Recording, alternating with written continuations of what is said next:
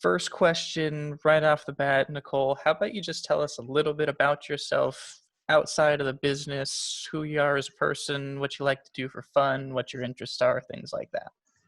Sure. So my name's Nicole Sahin. I'm the CEO and founder of Globalization Partners.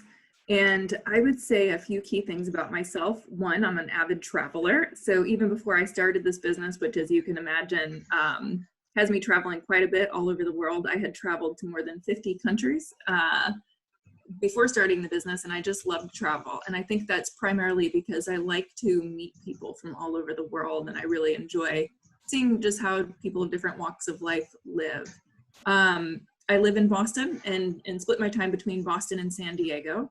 I'm married to another entrepreneur who's a neuroscientist and technologist, and both of our companies are headquartered in Boston. For sure. So prior to the business, obviously you mentioned you were traveling a lot, getting out there. Where were you at in life? What, I guess, led up to kind of starting the business? Where'd the idea come from? Sure. So before I started Globalization Partners, which was 8 years ago now, I had been working with a high growth company that helped companies expand internationally.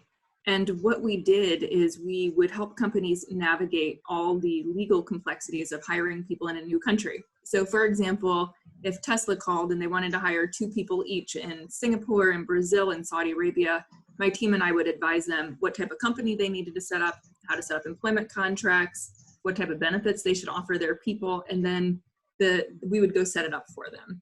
And usually that took 3 to 12 months per country, and at least, tens to hundreds of thousands of dollars per country. And it was really complicated to kind of figure out how all these webs of laws in all these different countries work together. And usually our clients just wanted to hire 1 or 2 people in each country. So after doing that and helping our clients set up in client after client set up in country after country, year after year, I thought if I could just set up 1 company in each country and give all of our clients access to it, I would make it much easier for our clients to expand internationally, because it would be easy for them to run payroll and manage employees anywhere in the world. And so so I left that company. I quit my job and traveled for a year while I waited out my non-compete agreement. And meanwhile, met with legal advisors and tax advisors on the ground in each country to figure out if this type of industry could be built, and if there could be a legal foundation strong enough to make this a scalable industry and a scalable way to kind of change the way companies go global. Definitely. So that's kind of where it came from. Obviously, I'm gathering there was a need that you saw, or a way to make everything a lot easier than it was in the moment to really get this thing going. Mm-hmm. Exactly. Yeah, there's a huge market opportunity. I mean, I think the traditional way of doing business internationally is figuring out the laws in each country. And every company had to figure it out from scratch every single time. Whereas our business model is to just create one set, our own infrastructure and let our clients use it.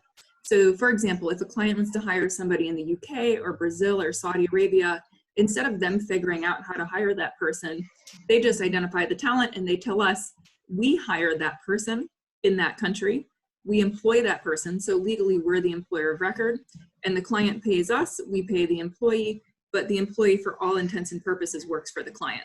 So it eliminates the need for the company to figure out how to do business in each country, but it gives them access to a global team. And a lot of times it's, they want to hire salespeople in other countries. So these are primarily American high growth companies that want to sell their goods and services in other countries and, export and target more opportunities in other countries. So it's win-win, it helps American companies sell into foreign countries primarily. Definitely. So obviously you'd had some experience prior to starting the business, kind of seeing all this around. That's where the idea came from, and you started to fill that gap. For those first, kind of 1-2 years, what were the hurdles you really had to overcome to truly make this thing happen? Yeah, so to figure out how to, and maybe I should step back because I think a story is best told, hindsight's always 2020. But now the company, we have fundamentally changed the way companies go global. We help, thousands of companies manage employees around the globe every day. We have operations in 170 countries, and we're employing people all over the globe on behalf of our clients. But going back to 2012 in those first years or two, I think that the primary issue is I didn't know if this could be a legally compliant way for companies to do business internationally. And so I had to really figure that out. And there's a huge amount of financial and legal risk for an entrepreneur to do that. So the laws in most countries are legally, as a director of a company, you're not allowed, you can't go bankrupt, you can't, legally, I am personally responsible as a director of a company to make sure that we can pay payroll around the globe and to make sure that we follow all the laws in different countries. So it was critical to get it right. And I think that the first few years, first of all, I think for anyone starting a company, people always think, well, how do you get from where you are now to where you have operations all over the globe and employ internally hundreds of people and in dozens of countries? But the thing is, I think it's always just starting one step in front of the other. And like day one is you got to go open a bank account and you got to incorporate your company and set up a website, so it really is incremental and day by day rather than trying to come up with a 10-year master plan. So which was the country you went first? In-house, we set up in the UK and throughout Europe. Okay, why UK first? Because many reasons. So I think at that time, it was one of the first markets that our clients would set up their operations. So I think usually at that time, when companies wanted to go into Europe, they would set up a company in the UK and then set up little entities off of the UK. However, almost from the early days, we couldn't just service one country. It had to be a global solution pretty quickly. So we built a network of back office relationships with partners around the globe that we would subcontract employment to those companies. However, pretty quickly identified that the only way to build a truly compliant global platform was to build it ourselves. And so within the first year, we had operations in multiple jurisdictions. Okay. What kind of a product were you trying to sell first client? The first, so it did change. That's a good question. So in the early days, I think I wasn't 100% sure exactly what we were going to sell. Well, I knew that I wanted to build the global employer of record platform, but at first we would take different kinds of clients. So my first customer was actually just a consulting client. We helped them kind of clean up their employment situation. I think it was throughout Central and South America. They knew they had subcontracted to partners that were incompliant and they needed someone they could trust to go in and clean it up. It was a huge, huge global company. And for me, I'll never forget the day the client signed the contract. I was just so thrilled. And in my background, I was the head of sales for a pretty high growth company and used to close. I was always the biggest rainmaker in the company. But there's something really emotional for an entrepreneur. The difference between selling for someone else and selling for yourself is a huge gap. And, I had closed millions of dollars of business every quarter that I had worked for someone else and always loved it, but never thought as much of it. When someone signed a contract for me that was like $10,000, I was just ecstatic. Like I called my mom because it was somebody wanted to do business with me and like they believed in what we would deliver. And, you never want to let them down. And so it was just a really good feeling. Definitely. So speaking of those first customers, clients, how did you go about reaching them, or did they reach out to you? Yep. So set up a website for starters, emailed all my contacts on LinkedIn, did some email campaigns, started building our database. And it was really just email campaigns to clients and requesting, to prospective clients and requesting meetings. So that was the first step. And then reaching out to my network and letting them know what we were doing and starting to spread the word. So lots of personal legwork to really make it happen. Yes. So yeah. Mm-hmm. Did you have any employees at that time, or you were doing it by yourself? No, I was doing it myself. And I think the primary reason is because I wanted to make sure that there was a market and that there was I didn't want to build a huge business until I knew for sure that this was going to be a scalable solution. I didn't want to build something incompliant or that wouldn't meet the needs of the clients ultimately. So I kind of wondering because that's the very beginning. You were just yourself, and when you set up something in UK or in South America, so you went there by yourself also. I was traveling there, and so I traveled to 24 different countries, primarily just to meet legal advisors and tax advisors in each country to make sure the fundamental underpinnings of the business model would work. Because there really was no legal, like there's no license for what we do because nobody's ever done it before. And so I had to figure out what are the legal underpinnings of the business that would make this valid and manageable in each country and kind of navigate that. You mentioned a few times about legal or compliance. So I kind of wonder what kind of product is it? Is it regulated in different countries or? Yeah, so basically what the product is that if our clients want to hire an employee in the UK or Brazil or South Africa or anywhere, 170 countries, they identify who they want to hire, and we put that employee on our payroll. We charge the client the total cost of compensation. The client pays our US company, and we pay the employee via our in-country payroll and benefits. And the reason that is valuable is because it saves the client from having to figure out international tax issues, how to run payroll in foreign countries. They don't have to deal with audits in other countries. They don't have to set up companies in other countries. And all of those things are normally required before a company can start employing people in foreign jurisdictions. So going back to your question, I guess basically that's the product. And I think the thing is that it reduces the length of time that companies take to hire. It used to take a year to figure out how to expand into Europe. Now it's just identify the talent, and 3 days later that person is on payroll. So it doesn't matter what the clients really sell, whatever product is. Okay. It doesn't matter what the clients do or sell. We have clients that are employing scientists to do research.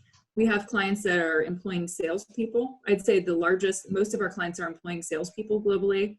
We have some engineering teams that we hire on behalf of our clients.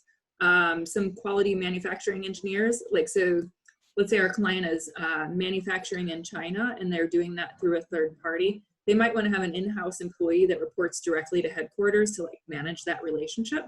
So our clients use the platform for all types of things. I will say it's all white-collared workers. These are highly paid professional employees. So it's not manual laborers. It's not temp agency type work. Now you asked Charlie, what type of licensing do we have in each country? That varies a lot, country by country. There was no one type of license that would just fit because this is an industry that we've created from the ground up. And so there was no type of license that applied everywhere. So we had to read the laws in country to kind of figure out what's the best type of license that most closely aligns with what we do and make sure that we're not breaking any laws anywhere, of course, and that we're maximally compliant everywhere possible. I see. Okay. Yeah. So I'm wondering, because if you go to, even when you were starting, you go to a new country and you already know who to contact there. You have counterparts there in different countries already. No, we've built out our own companies in country. So at this point, we built out our own infrastructure on the ground in each country. So for example, we have offices in China and Singapore and India, Brazil, the UAE, all through Europe, really everywhere. I mean, we have companies on the ground in each country. I see. So then when you start, you would need, I assume you would need lots of capital to do it. Yes. Where did you get external funding or you funded it yourself? I funded it myself. Definitely an entrepreneurial life-saving story. Yeah. So can you talk about that? That's the interesting part. It's a little scary. Yeah. I mean, I think that, yeah. So it was a lot more capital than I expected at the outset. I think what I had in mind versus what I ended up investing was significant. And I will say, I think that the U.S. economy is challenging for an entrepreneur. My husband had a job, and he had health insurance. So that was, the job part, I would never, even though we're married, I wouldn't have relied on my husband to, I wouldn't have felt very good about that. But the health insurance thing is super important. I think it's really hard for entrepreneurs right now to strike out on their own without health insurance. I was a 32-year-old woman. That would probably have been really scary, but at least, you know, like, I don't know, it didn't take long. It didn't take too long before it was like the bases are covered. There was definitely a point where I just decided, like, you know what, like like, I'm just going to trust the universe that this is going to work out. I believed so strongly, and my intuition was very strong that like this was going to work, and I just had to believe in it, and did. Definitely. So obviously you put a lot of personal risk out there right from the get-go. What were you looking at if this didn't work out? You know, it's funny because I like to say that becoming an entrepreneur, quitting your job to start a company, is like jumping off a cliff and hoping that you sprout wings, because it's terrifying. It is terrifying. I mean, I think the emotional impact of like people might judge you for what you're doing or might think you're crazy. That you know, that's scary. It's really scary. So what was I looking at? I don't know. I don't know if I ever considered failure, to be honest with you. Yeah, I don't think I thought too much about that. I just decided not to. I think I did spend some time worrying about it, and then ultimately just decided that worrying about it wasn't going to help me because I was going to do it anyway. So I just had to set that aside and go forward. For sure. So you got it established, you got yourself in country, started making things happen. Would you say there were any real turning points where things started to take off for the business? Yes, multiple, but yeah, I mean, you know, there's the difference between the, like, I think this is going to work, you know, there's that stage. There was this point where I needed to start hiring people. And that happened pretty quickly, where it was like, but there was a point where I had to look at the revenue and like kind of gut check myself, because that was a little scary to start hiring people, because it was definitely a point of, you know, you don't, like, being crazy or taking risk with your own life is one thing, but asking your friends to jump off a cliff with you is a whole nother story. So I definitely always appreciated people who would jump off the cliff and take it, trust me, basically, leave their secure jobs and join a startup. But there was a point, I think it was 2015, when we decided to go, like, to really start investing in sales and kind of start building the company. And I was hiring people as quickly as I could, and basically wasn't able to keep up with the number of new clients coming in and maintain the quality of the business.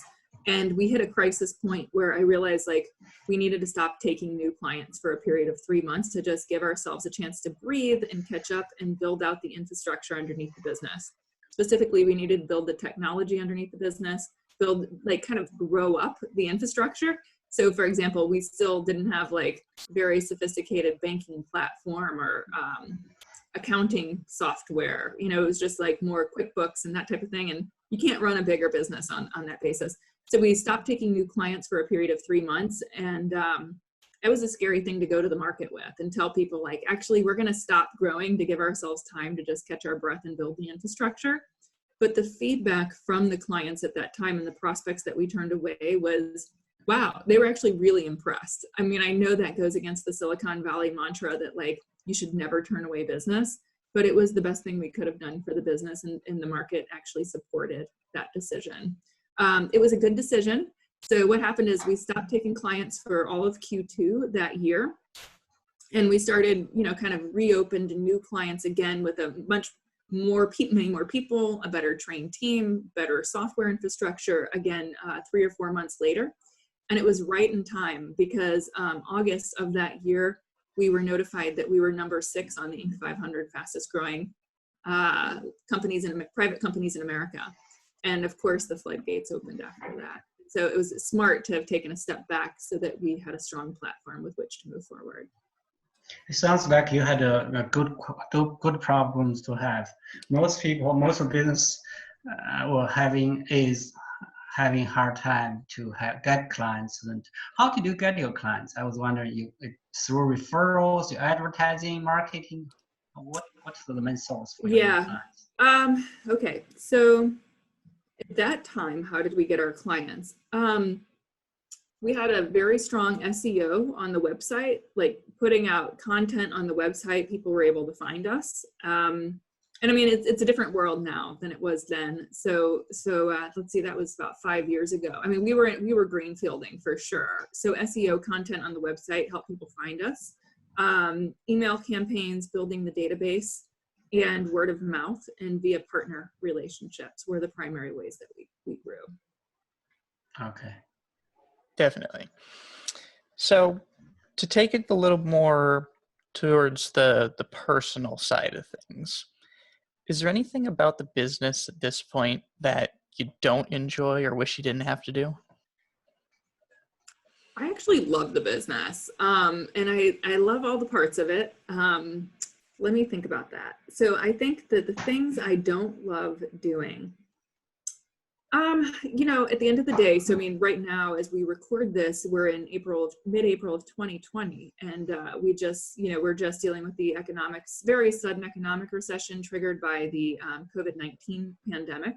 And at the end of the day, what I will say is, like, as a CEO of a company with more than 200 internal employees, in addition to supporting our clients, is that one thing that never changes, love it or hate it, is that the buck stops with you. And you have to make the hard decisions that no one else wants to make. And that's a CEO's job. And sometimes it sucks. You know, I don't care. Like, I will say I have a killer executive team. I mean, I have world-class C-suite in absolutely every category. But at the end of the day, when it comes to cross-departmental decision-making, like, you have to be the one to steer the ship. So I can't say I don't like it, but sometimes when you have to make a hard decision and you realize, like, wow, it kind of sucks to be alone. Like, I'm the one who has to make this decision, and no one else can do that. That can be a challenge. Definitely. And on the complete opposite side of things, what would you say are the biggest perks of the position you hold in the business? Okay, so to talk about the fun things of being an entrepreneur and founder, I think the best part, that is the best part. The best parts of the job are definitely, like, it's very creative, you know, and it's very entrepreneurial. When things are going well, it's like your decision, you know. I mean, I think the fun parts of building a business is that, like, it's according to your ethics, it's according to your culture, it's according to your ideas, and you are truly responsible and capable of creating the vision that you put out into the world. And that can be a truly extraordinary and amazing thing. You know, having people from all over the world jump into your view of how a company should work, how a community should work, how business should run is awesome. Like, it is just the best feeling in the world. Definitely. So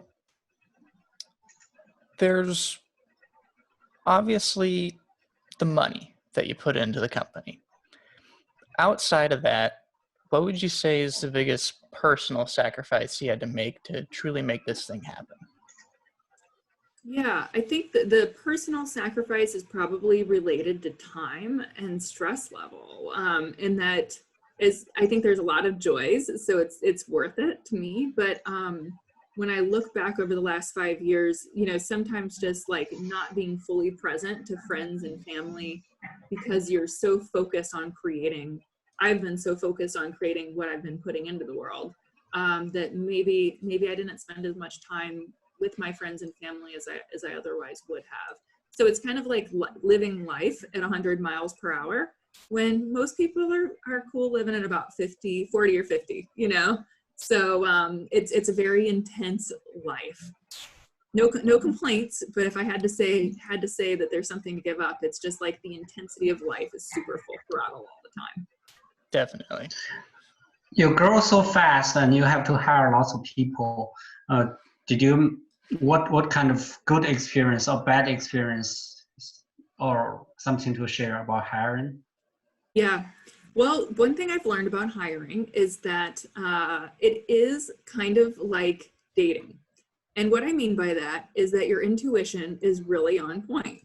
And that can be surprising, but, like, I guess basically, like, when I get a good feeling, if I've looked for somebody for 6 months and I've been looking and I just can't find the right person, I might in the end think, okay, well, they can do the job and maybe I'm being too picky. I'm just going to hire that person. that usually is not the right decision. If I would have waited one more month, the perfect person walks in the door and it's like my dream candidate.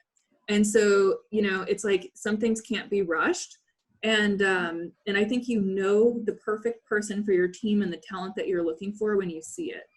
And yeah, there's just something about it. Like people work together cohesively as a team or not. Somebody could be perfectly qualified for a job, but you really have to gel with that person in terms of mindset and how you execute, how you make decisions, how you communicate.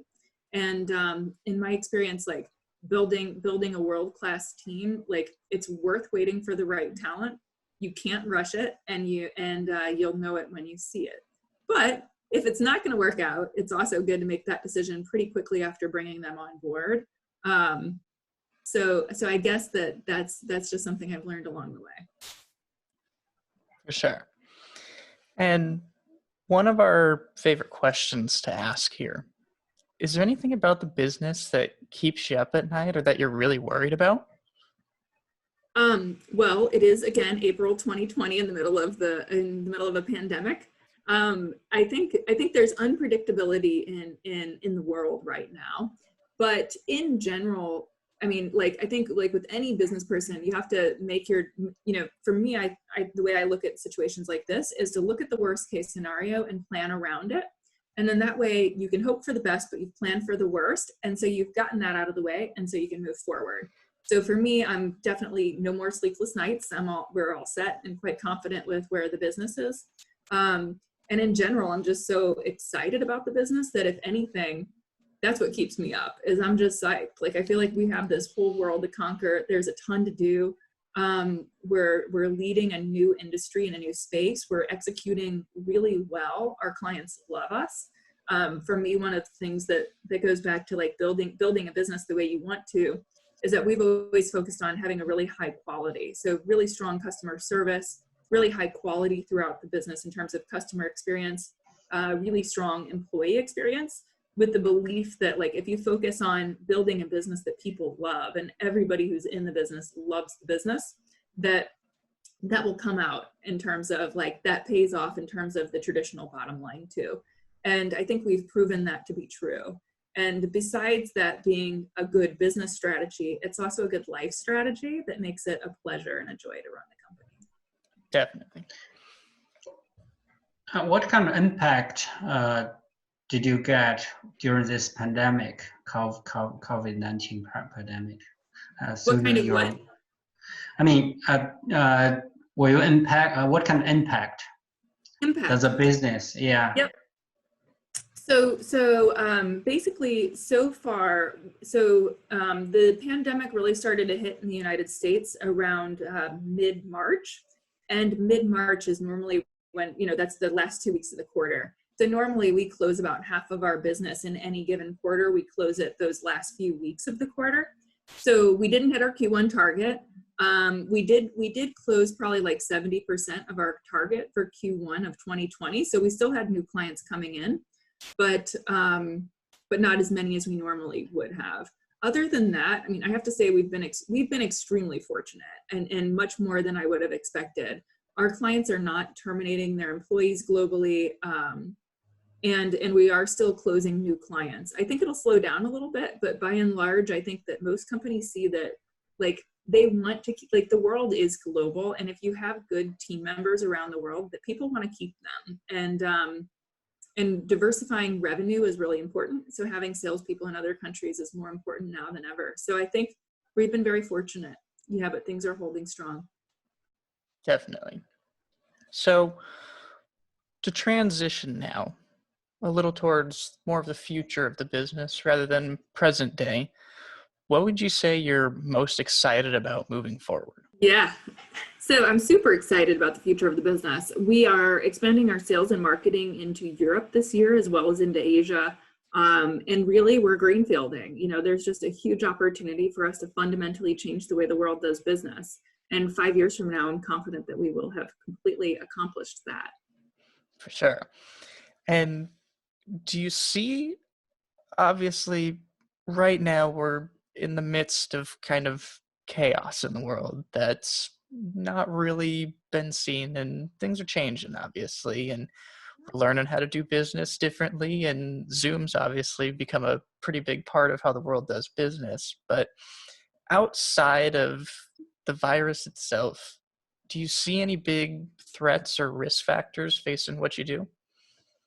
Actually, I mean, I would not have chosen it, but I ultimately think that this pandemic it'll be good for our business. And I hate to say that because I, again, would not have chosen this, but ultimately, people are learning to work remotely and people are seeing how effective it is to work remotely. And this just accelerates a trend that was already going in the workplace, which is hiring people to work remotely all over the globe.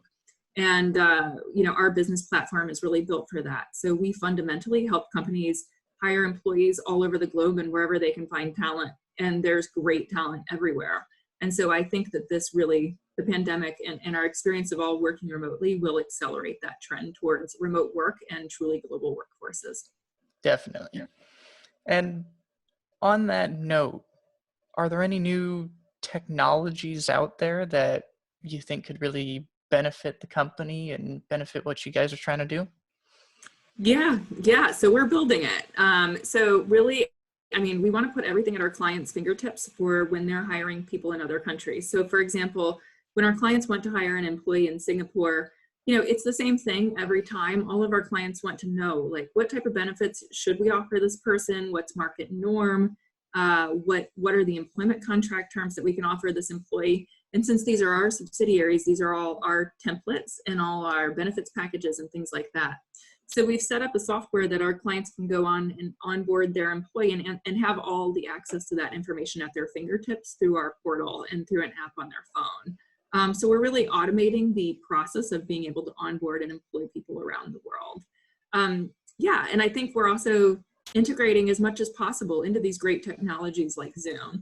I really believe that a truly global workforce, one wonderful thing about it is that when people work with other people from all over the globe, they get to know those people as people, and it's been fun for me, to see how my colleague in India, what does their living room look like, to visit Mexico and like, what's their experience of going to the office every day and what do their communities look like? So I think that that's something positive that comes out of this whole experience of globalizing the workforce. For sure. And the big question that I gotta ask, since you're the one who started it all, if the opportunity ever arose or if people have been reaching out, would you ever want to sell the company? So I have that opportunity quite frequently. And indeed, we just took a minority investment of $150 million into the company in January.